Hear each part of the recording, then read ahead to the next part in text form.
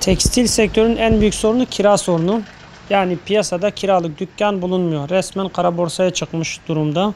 Özellikle imalat için dükkanlar bulunmuyor.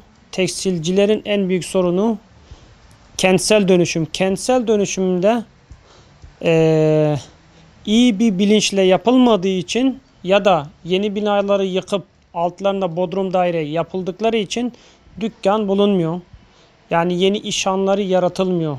Zeytinburnu bir tekstil merkezi, bir sanayi merkezi olduğu halde piyasada doğru düzgün iş alanı yok, doğru düzgün bir sanayisi yok. Onun için dükkanlar kara borsaya çıkmış. Olanlar da fahiş fiyatlarla veriyorlar. Yani özellikle imalat sektöründe Zeytinburnu'nda kiralık dükkan bulunmuyor. Onun yanında şu da var, işte bir senelik peşin ver ya da 6 aylık peşin ver. Çünkü rekabet olduğu için yani haklı olarak bir sene peşin alanlar var. Yani resmen dükkanı satın alıyorsun. Bir senelik peşin kirayı ödediğin zaman çok uçuk, çok büyük rakamlar. Buradan müteahhitlere sesleniyoruz. Yani daire değil, dükkan yapmalarını istiyoruz. Çünkü piyasada çok büyük bir dükkan yokluğu var yani. Ya özellikle biz kriter aramıyoruz. Bulduğumuz dükkana yerleşiyoruz. Yani bizim kriterimizde zaten dükkan zor bulunuyor.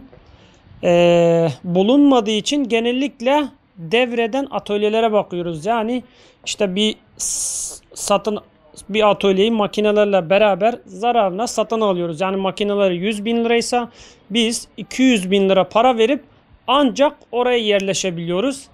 Yani en büyük sıkıntımız dükkan bulmama sıkıntısı yani. Şimdi daha önce burada mesela diyelim 100 tane firma varsa bu firma 300'e 400'e yani kapasitenin üstüne çıktı. Şu an bunun sebebi de normalde yani Suriyelilerin gelip burada her şeyi yapması. Yani mesela şimdi benim elemanlarım Suriye. Ben yerli eleman bulamıyorum. Ben efendime söyleyeyim, ben şu an buradan çıkarsam, ben 2,5'a oturuyorsam yarın Suriyeliler gelir 5 milyara da tutar. Niye? Çünkü bir dil avantajları var. Bir Libya'ya daha çok açılabiliyorlar. Dış ülkelere daha rahat bir şekilde açılabiliyorlar. Efendime söyleyeyim, Arap ülkelerine. Biz de çoğunlukla Arap ülkelerine zaten hitap ediyoruz. Şimdi ben firemi, yani yarım saat önce gelmiş olsaydınız, ben burada firelerimi Suriyelilere satıyorum. Ben kumaşı da onlardan alıyorum. Benim şurada bir siparişim var. Ben yine Suriyelilere mal satıyorum. Yani tamamıyla her şeyi onlar eline aldı. Bu sefer de mesela ben şu an atölye bulamıyorum. Yani benden sonraki gelen benden yukarı tutabiliyor. Bu iş yapmamasına rağmen. Ama yani o da şansını deniyor. 3 ay 4 ay sonra burada kalıyor. Başkasına devrediyor. Bu sefer artık bu şekilde kiralar yükseliyor. Mesela adam burayı dükkan sahibine söylemeden burayı 5.000 dolar isteyerek mesela devrediyor. Bomboş bir dükkan olarak. Kendine ortak olarak alıp ondan sonra ortaklıktan çekiliyor. Ve ona bir şekilde merdiven altında devretmiş oluyor. Bu şekilde artık yani bulunmaz oluyor. Hakikaten de şu an dükkanlar yok. Yani bu çok iş var anlamına da gelmiyor yani. Atölyenin genel sorunları dile getirme gerekirse eleman bulamamaktan, mevcut elemanların kalifeli olmadığı için de çok yüksek şekilde maaş talep etmekte. Bu da şeyi karşılamıyor, hani genel durumu karşılamıyor.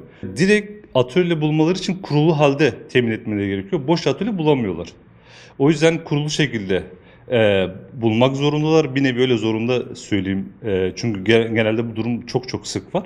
Bir de çoğu atölyede kurulu halde satmak istiyorlar. Sebeplerini sorduklarımızda eleman bulamamaktan ve yeterli şekilde dediğim gibi kalifiye eleman bulamamaktan bu sorunlar da hep mevcuttur. Yani birbirini takip eden bu sorunlar vardır. Yani atölyelerin genel durum şu anda sıkıntılı geçiyor. Bu 5-6 yıldır bu işteyiz.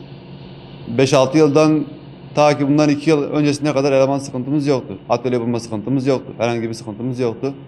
Ondan bu yana nedense bu virüs sayesinde bir de bu yabancı uyruklu insanların gelişinin çoğalmasının nedeniyle şu an gördüğünüz gibi yerli insanlar kalmadı. Çalışacak kimse kalmadı. Yabancı uyruklular da bu sefer adamlar taşeronculuğa bile başvurmaya başladı. Yani şu an elemanı bize yerli bir insan değil de yabancı bir insan gönderiyor. Karşılığında belli bir ücret talep ederek. Yani biz de mecburen artık hani bunu böyle kabullenip onlardan hani çalışan insan istiyoruz. İş konusundan sıkıntı yok. Hani bir insan desin ki ben iş bulamıyorum. O konuda hani o biraz onun becerisi, tembelliğidir. Şu an her tarafta iş var. Her sektörde iş var. Hani işi arayan o kadar insan var ki. Yani şu an bizim şu an gördüğünüz gibi atölyemizi kapatma durumuna geldik. Son işlerimizi yaptık. Atölyeyi kapatacağız. Biz de artık başka yerde kısmetimizi arayacağız. Peki sebep, yani atölyeyi kapatmanızın sebebi ne? Eleman yok. Yani çalışan insan yok. Yani yerliler artık şu anki onların da güncel durumdaki fiyatları yüzünden artık maaşları beğenmiyorlar. Yabancılar deseniz onlar da artık bunu fırsatıyla çevirip de onlar da fiyatı yükseltiyorlar. Hali hazırda bu şekilde biz istedikleri fiyatı da veremiyoruz. Yani fasonlarımız düşük geliyor. İstedikleri fiyatı veremeyince mecbur eleman bulamıyoruz. Bu sefer bu şekilde kapatma zorunda kalıyoruz. Herkesin de bildiği bir çözüm şu zamların her işe her bir şeye atılan zamların geriye çekilmesi ve elinden geldiğince hızlı bir şekilde yabancı uyrukluların ülkelerine sağ salim bir şekilde geri gönderilmeleri. Yani tek çözümü budur diye düşünüyorum.